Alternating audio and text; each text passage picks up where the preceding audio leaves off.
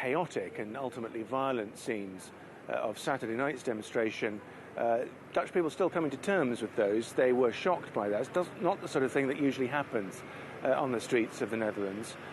I think there is, despite differences of opinion, depending on which part of the political spectrum Dutch people are, there is an underlying support for Mark Rutte's hard-line position on not letting Turkish ministers come into this country. I think quite a few Dutch people agree with him that it is an unnecessary distraction so close to the Dutch elections, which are just a few days away now.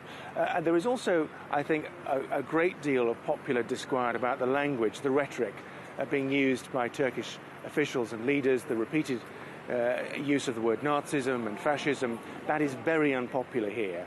And indeed, the Prime Minister Mark Rutte himself on Sunday afternoon and evening has responded again to the repeated use of this kind of language coming out of Ankara.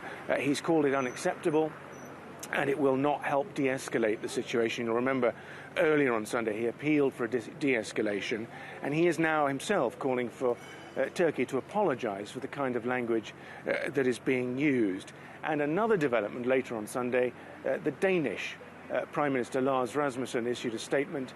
It appears that the Turkish Prime Minister Binali Yildirim was due to visit Denmark in the next few weeks to presumably campaign similarly on the referendum issue, and the Danes have suggested in a statement on Sunday that that visit should be postponed, and the Danish Prime Minister clearly linking Mr. Yildirim's visit to the crisis here, what he calls Turkey's attacks on Holland.